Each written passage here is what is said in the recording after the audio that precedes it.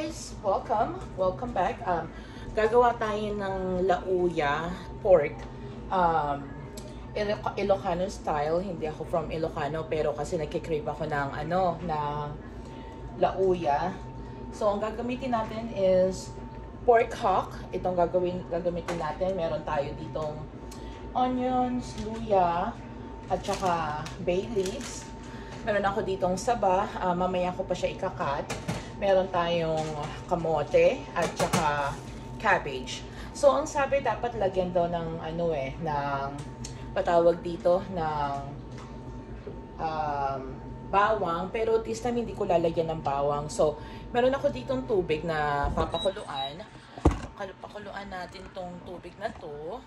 Lagay natin dyan. So ang sabi kailangan pagsamasamahin lahat. So ito ay hindi ko na ito kailangan hugasan maigi kasi hugas na siya. So ang gagawin ko na lang, babanlawan ko na lang siya. So, banlawan na. Hi guys! I ate ice cream. But I was just staring at the camera like... Yeah. So guys, hinugasan ko lang siya ng saglit para mawala lang yung onting dugo niya. So, lalagay natin siya dito.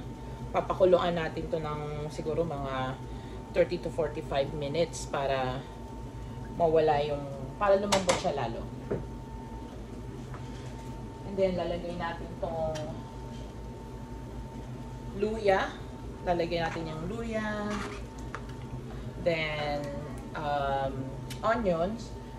And then, siguro mag-cut na lang din tayo ng ng bawang. Kahit 4 lang na piraso para at least kahit papano malasahan pa rin natin or mawala yung lansa niya. So hindi natin siya kailangan i-cut guys kailangan lang natin siya taltarin lang natin siya para lumabas yung katas niya.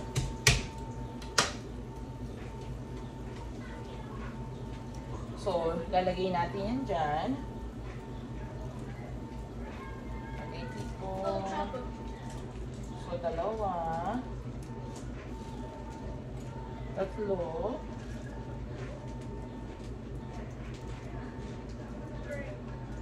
So, parang 3 malaking bawang siya. Then, yan. Tapos, lalagyan natin siya ng bay leaves. Toilet. So, ito bagong bili ko eh. Meron akong bay leaves, pero yung bay leaves ko kasi dito durog. And, gusto ko buong bay leaves dito sa sa gagawin nating lauya. So, lagyan lang natin siguro ng mga 3 piraso. Yan. And then, lagyan natin ng salt. Iyon din natin para magpalasa dito sa lauya natin. Unting salt lang guys para hindi siya masyadong umalat. Yan. So, pabayaan natin na kumulo siya ng kumulo. Lalagyan ko pa siya ng itong ground black pepper. Wala ako nung peppercorn, pero okay na yan. So, hayaan lang natin siya kumulo guys. Takpan natin para lumambot siya masyado. So, bigyan natin siya ng 35 minutes and balik tayo. Habang inaantay ko siyang kumulo, ikakat ko na yung kamote, saging, at saka cabbage para mamaya ready na ulit. So, we'll be back guys. So, yan. As you guys can see, di ba nagbabubbles na siya. Tanggalin na natin yung mga dumi. Ano daw tawag dun eh? Basta mga dumi daw eh. So, tanggalin lang natin ng onte. Para yan. Ayan guys. So, walang masyado. So, yan guys. Pabayaan natin siyang kumulo ng kumulo. Ayan guys, nakikita nyo sa gilid, lang yan yung black pepper. Kasi diba nilagyan natin ng ground pepper. Eh wala naman tayong buong paminta. So, ino lang ginamit natin. So, ngayon, pababayaan lang natin kumulo ng kumulo. Then, pagka kulo na siya, tsaka natin lalagyan yung patawag dito, yung cabbage, kamote, and then saging na saba para yung maging malapot yung lasa niya. So, balik tayo after 45 minutes, guys. So, now we're back. Ngayon malambot na siya, diba? As you guys can see, umunti na yung ano niya, yung tubig niya, pero malambot na yung hocks natin. And it's been an hour since nung pinakuluan natin. Ngayon, ilalagay ko na yung kamote. Ilalagay ko na siya one by one para lumambot siya. Tapos pag lumambot siya, magiging malapot siya ng onte.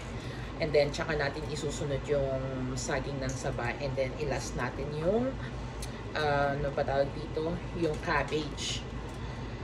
Ayan. Tsaka, guys, yung ano yung lasa, it depends kung gaano nyo karami gusto ilagay yung salt or kung gusto nyo magpatis. Kasi ako, puro salt man lang ang ginagamit ko para, para malaman ko kung masyado pang maalat or hindi na alat, and then later mag-a-add na lang ako ng patis on the side na may sile, diba? So ngayon nilagay na natin yung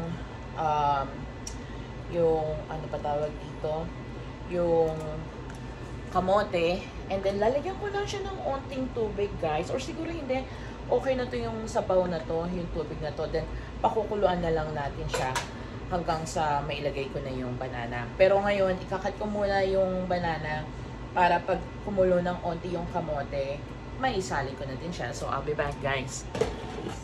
Tignan natin. Sobrang kulo na siya. Sarap po. Lalagay ko na rin yung, yung saging ng saba. Isang piraso lang yung binili ko, pero parang madami na siya. Kasi ako lang naman ang kakain eh. Yung mga boys, hindi sila mahilig kumain ng ganito. Pero si Gabe, mahilig kumain ng may sabaw. So, tikman natin, guys.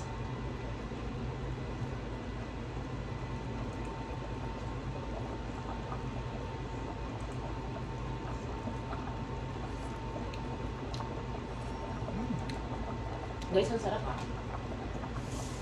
Masarap siya. Ngayon, sarap tignan. Malapit na yan maluto, guys. Palambutin lang natin yung yung mga bigyan ko ng konting. Palambutin lang natin ng konti yung ano ba tawag? Saging at saka kamote.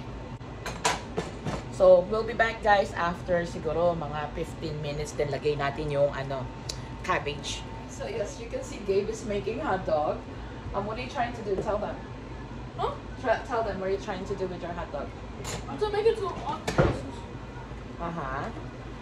And then what are you gonna be doing? Microwaving it. Okay. So let me take this off, and you can microwave it. I'm trying to make it look like octopuses. Oh, octopus. Yeah. Ayan. So yan, guys, hindi pa siya malambot, matigas pa siya ng onte, pero yung gusto ko masyadong malambot yung yung kamote at saka yung banana para masarap. Pero tikman natin, guys.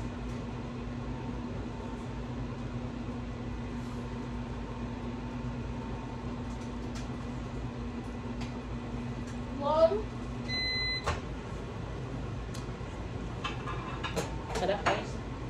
Lagyan lang natin ng konti na tubig.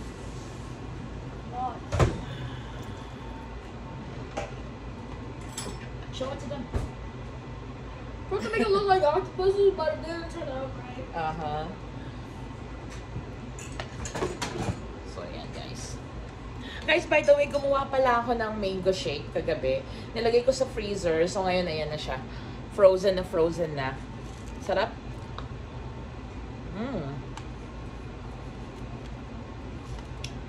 Sarap, guys. Ano siya, ha? Fresh siya, ha? Yung real mango talaga. Tapos nalagyan ko lang na. Hell, we'll show it to them. I'm trying to make it look like this. So, guys, by the way, si Gabe naligo, Ayan lang ang kakasuot lang niya yan. Ng damit. favorite niya yung color na yan. Ito yung table nila. As you can see, ang dumi, ang kalat. Itong mga screwdriver na to, ginagamit niya yan dyan sa, ano niya, sa Rubik's Cube. Meron siyang hundreds of Rubik's Cube. Ang ugali niya kasi tinatanggal niya everything para daw mag-loosen up yung Rubik's Cube. Ayan, ipapakita niya yung Rubik's Cube niya sa inyo, guys. Ang dami niyang Yu-Gi-Oh cards. What else do you have, buddy? Just those two. Rubik's Cube. Nagko-collect siya ng Rubik's Cube and he loves to solve them. And then nagko-collect din siya ng Yu-Gi-Oh cards. So, ayan. Next time, guys, I'm gonna show it to you guys how he can solve his own Rubik's Cube.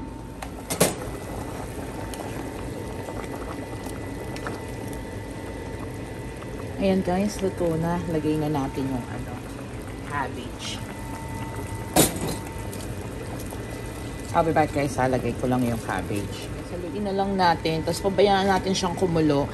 After mga 15 minutes or 10, tapos na to. So, we'll be back, guys. Sana masarap siya. Magustuhan siya ni Gabe kahit yung sabaw lang, diba? Ayan, guys. Luto na siya. So, that's our lauya ng baboy. Thank you guys for watching.